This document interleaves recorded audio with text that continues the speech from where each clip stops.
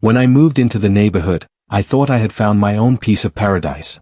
The house wasn't the largest, nor the newest, but it had something the others didn't, a spacious front yard with just the right balance of sun and shade. To me, it wasn't just grass and soil, it was a blank canvas waiting to be transformed. I had always loved gardening.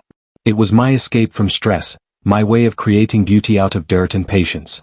So, with every passing week, I planted more flowers, added shrubs, and carved winding stone paths that guided the eye through bursts of color. Roses climbed trellises, tulips opened like painted cups in spring, and lavender spread its calming scent through the air. Neighbors walking by often slowed down to admire it, and some even stopped to compliment the display.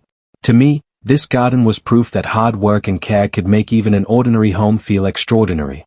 But paradise rarely lasts when an HOA is involved. One morning, I opened my mailbox to find a letter stamped with the HOA's emblem. Inside was a neatly worded notice accusing me of violating the neighborhood's uniform appearance policy. According to them, my garden was excessive, non-conforming, and a disruption to the aesthetic harmony of the subdivision. They demanded that I remove most of the plants within 2 weeks, or face escalating fines. The word stung. I had poured not just money but countless hours of love into the soil, and now, some committee of strangers wanted me to strip it bare because it didn't fit their rigid idea of conformity. I walked through my yard that evening, looking at every bloom, every stone, every carefully chosen detail. To me, it was beautiful. To them, it was a problem. At first, I considered compliance. After all, the HOA had authority, and fines could be relentless. But the thought of tearing out the garden made my stomach turn. It wasn't just about flowers, it was about my right to enjoy the home I had worked so hard to earn. The more I thought about it, the clearer it became, this wasn't just a battle over plants. It was about freedom, creativity, and the right to be different in a neighborhood that worshipped sameness. As the days passed, the letters continued, each one sterner than the last. Threats of fines, threats of legal action, and veiled reminders that the HOA could put a lien on my house if I failed to comply. They expected me to fold, like so many homeowners before me. But instead of fear, I felt something else growing inside me, stubborn resolve. And that's when the idea began to form. If the HOA thought my garden was too much, maybe I needed to make it even more. Not just a private retreat, but something so undeniable, so public, that no rule book could stop it. What if my little garden became something bigger than they ever imagined? That night, I couldn't sleep. My mind raced with possibilities, with ways to turn their attempt to silence me into a stage for something extraordinary. By the time the sun rose the next morning, my plan was clear. The HOA wanted war over my flowers. Fine. I would give them something far more powerful, a garden so famous the entire city would know about it. And this was only the beginning. Once the decision was made, there was no turning back. I wasn't just going to keep my garden, I was going to expand it. If the HOA wanted to paint me as a rule breaker, then I would make sure I was remembered as the homeowner who turned rebellion into art. I started by adding more color. Every inch of unused soil was soon filled with vibrant blooms, sunflowers that reached for the sky, lilies that unfurled like flames, and hydrangeas that swelled into heavy clusters of blue and purple. The paths became longer and more intricate, weaving through arches of climbing vines and decorative benches where visitors could sit and admire the view. What once looked like a yard began to resemble a miniature botanical park. But I didn't stop there. I called in a local artisan to craft a hand-carved wooden sign for the front gate, the People's Garden. I wanted it to feel open, inviting, and unapologetically public. Neighbors who had admired it before were now openly curious, walking up to snap photos or ask about certain flowers. I started leaving out brochures with information about the plants, complete with fun facts and gardening tips. To my surprise, people loved it. Parents brought their children to see the butterflies that gathered near the milkweed, and elderly couples strolled slowly down the stone paths, treating my yard like a small oasis. Word spread faster than I expected. A local blogger featured my garden in an article titled "The Secret Gem of Our Neighborhood." Within days, strangers I had never met began driving into the subdivision just to see it. Cars parked along the street, and visitors trickled in every afternoon. What had once been my personal passion project was quickly turning into a tourist attraction. The HOA, of course, was livid. Their next letter wasn't just a warning, it was an outright accusation. They claimed my public garden was creating traffic, disturbing the peace, and lowering property values. They attached photos of cars parked along the curb, as if that was proof of a crime. The letter threatened massive fines and hinted at legal action. But here's where their plan backfired. Instead of siding with them, more and more neighbors began to speak up in my defense.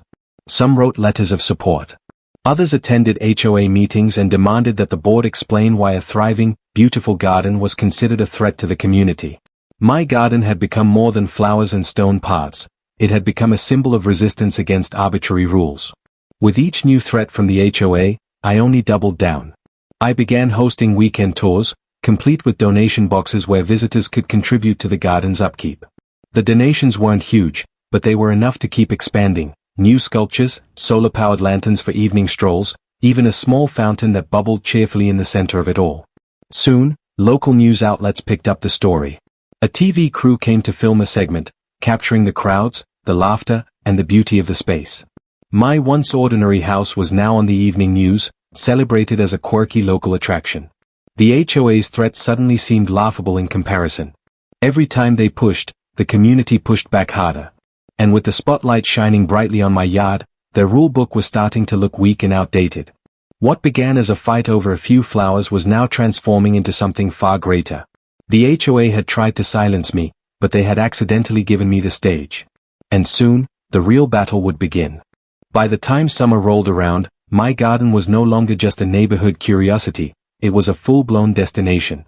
On weekends, it looked like a festival. Families posed for photos beneath the flower arches, food trucks began parking at the end of the street to catch the crowds, and local musicians even asked if they could perform small sets in the yard. What had started as a rebellion against an HOA letter had blossomed into something the entire city seemed to celebrate. The HOA, however, was running out of patience. Their letters escalated into official notices, thick packets stuffed with legal jargon, demanding immediate compliance. They cited obscure bylaws, claimed I was operating a commercial venture without approval, and accused me of bringing unwanted outsiders into the community. Their threats grew louder, but strangely, their grip grew weaker. Because by then, it wasn't just me standing against them, it was nearly the entire neighborhood. My neighbors had seen firsthand how the garden brought joy and life to a subdivision that had once prided itself on sameness. Instead of complaining about the traffic, they joined in. Some started selling lemonade to visitors, others put out lawn chairs to chat with the crowds. A few even began planting their own front yard displays, inspired by the freedom the garden represented. The HOA called an emergency meeting, certain they could rally support to shut me down once and for all. But when the night came, the clubhouse was overflowing, not with angry homeowners demanding order, but with residents furious at the board. One by one, people stood to speak.